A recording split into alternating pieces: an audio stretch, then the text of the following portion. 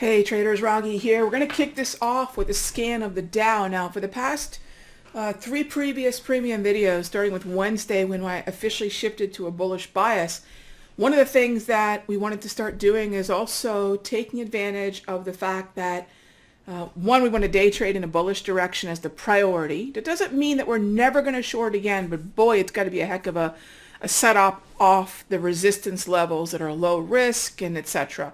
Will we end up with days like Thursday from time to time? We will, of course, but again, we're not looking at, well, Thursday was a big short.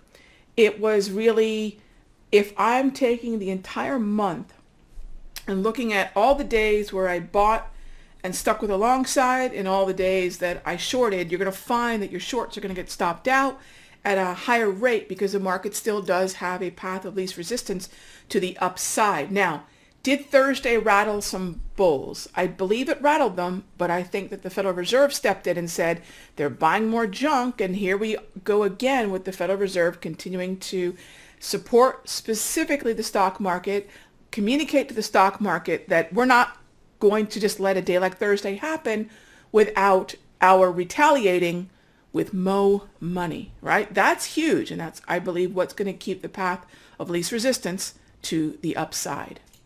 I mention that because without that understanding of my bullish bias longer term, I hate to say the word faith in the Fed, but yeah, my faith in their ability to continue to pump this market up, yeah, I feel pretty good in being a buyer on pullbacks. Not to mention, we are not indiscriminately buying. We are buying specifically in markets that have given us sort of the green light, literally and figuratively, to be buyers.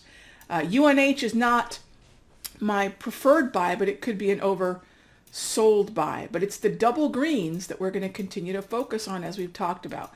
So yes, after Thursday, there may be a number of markets that have lost their double green standing. If you are long one of these markets that was formerly double green and now it's, say, yellow or green yellow, don't worry about it. Play the trade out. Yes, if you decide at this point you want to get out of it, that's fine. But I want to remind you all about something in terms of market structure, straight from the 140-year-old theory, Charles Dow theory. And that is this: a broken trend, in this case a broken uptrend, once this transition happens, is not a downtrend. I think a lot of folks still in this market environment, and really in any market environment, believe the markets are sort of binary. If it's not moving higher, it's moving lower. No.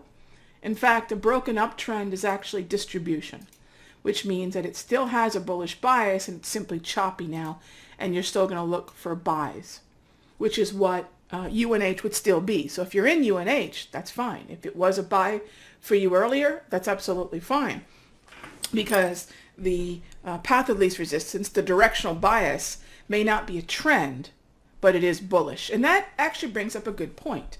You can have bias, right? You can have bias, meaning directional bias, a preference to be long versus short, or vice versa, okay, but not have a trend. Okay, case in point, I was just showing you UNH, heavily weighted stock within the Dow. So for sure, I don't want to prioritize this name, but it's not a short. Do I want to prioritize pullbacks in Home Depot? This was a question that was asked of me in the chat room, and the question was, can we buy Home Depot? And I said, absolutely. On the way down into the wave. So the bearish momentum is key. So a lot of folks ask, well, Rog, do I have to be short? Do I have to be buying the put or the long or the call? In this case, a call, right? Do I have to be buying the put or the call at simply the price level?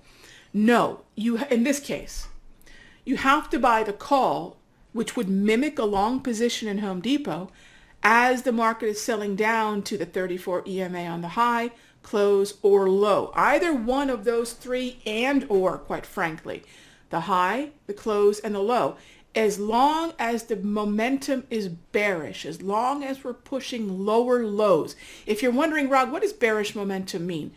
At the point that you are looking to enter your bid to buy the call, the underlying futures, the underlying stock, the underlying ETF must be pushing at lower lows. That's bearish momentum. And in that environment, we want to step in typically at the bid or split the bid offer and try to buy the at or slightly in the money call in Home Depot. So you might say, Rob, what does this have to do with futures trading? Well, if you've been following me along for the past couple of weeks or even the past few years, you know that trading the YM is trading a bunch of stocks. It's a bunch of stocks. Inside the YM futures, inside the ES futures are a number of individual stocks. So this is a lot of what we talked about last week. Now I can take this YM conversation and carry it over to the XLI. We could carry it over to the IYT. These are sectors that are heavily weighted within the Dow. Now, think about why we like index futures. It allows us to trade stocks, sure, but it also allows us to take advantage of the leverage. Well, if I like to trade groups of stocks, well, then I can trade ETFs. If I want to replicate or get a piece of that kind of leverage, not necessarily the same awesome leverage of futures, but if I want to take advantage of a group of stocks to trade, like ETFs, and I want the advantage of leverage, like I get in futures, options are a really good second choice. Okay, and in some ways, they're going to be a better choice depending upon the group of stocks that you're looking to trade, because I cannot trade XLI futures. Now, the funny thing is, if you head on over to the cmegroup.com, you'll notice that we do actually have sector futures, but nobody trades them. Folks trade the ETFs. That is the more popular way to trade these sectors, these smaller groupings of stocks. I shouldn't say smaller in terms of numbers, but smaller in terms of impact, a particular sector versus a broader average. There are sector futures, and there's no liquidity, there's no volume, which is really a bummer, because I'd much rather be talking about the XLI version of the futures contract. But until that day happens, we are going to end up focusing on the ETFs. So I jump on over to the XLI, and the first thing that I want to do is just make sure that the current layout of the stocks is in line with the current weighting. Now, I'll check this typically on a Sunday or a Monday, so I'm aware of the order. So there's a couple change ups here. It's usually not going to be major. I want to show you how subtle it can be. Honeywell is now number 2. Boeing is now number 3. RTX, LMT, 3M, UPS, CAT, GE, CSX, everything else is the same. What you're going to notice is slight shifts. And again, ETFDB, okay? ETFDB.com.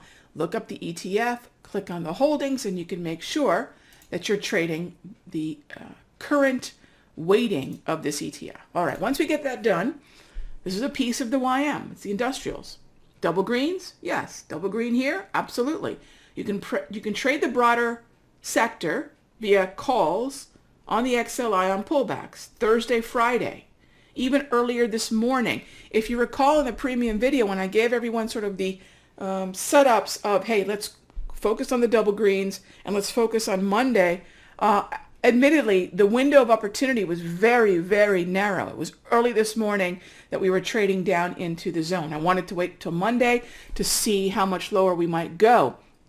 I think we might have gone and stayed lower for a little while longer had the Federal Reserve not made the announcement about buying more bonds, more individual corporate bonds to bail out individual companies, because that's, of course, the Fed's job, right? Do you hear the sarcasm dripping from my mouth? So, yes, that's actually going to make the equity markets rally. UPS, Caterpillar, 3M, CSX, Boeing, UNP, XLI. The week before last, I had mentioned the transports. Now, if you're a Dow theory fan and student, as I am, you know how fondly and importantly Dow emphasized the transports. So we started talking about the transports as an alternative to trading the Dow until the pullback came. And this particular layout is exactly the same. Pullbacks on IYT, yes. Pullbacks on NSC, UNP, KSU. A lot of these are still valid. In fact, at the time, Landstar looked really good too. Landstar has since gotten very choppy. So for those of you that might be in Landstar thinking, Rog, what the heck is going on?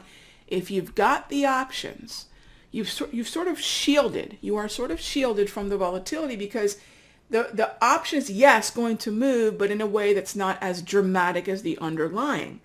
And we've got time on our options. Remember, we're always looking minimally 45 to 60 days out before expiration.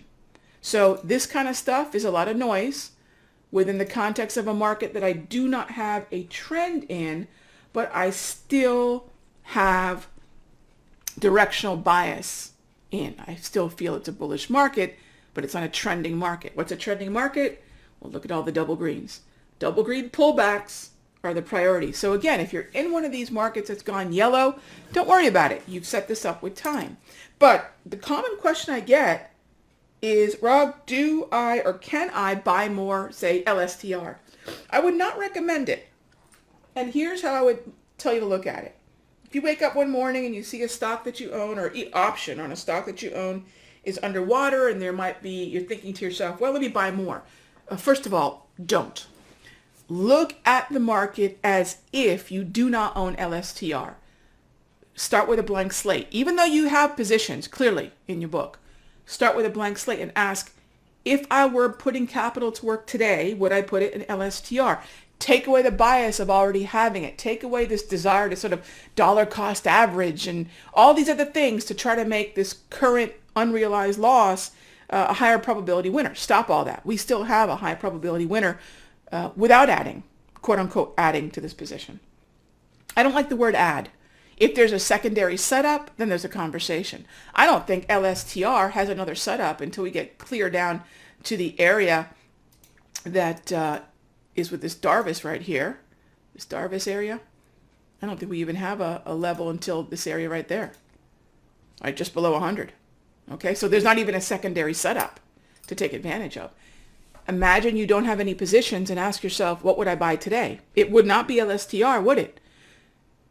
It would be markets that are double green that are pulling back into the wave. So don't let the bias inherent with having an open position dictate what you might do.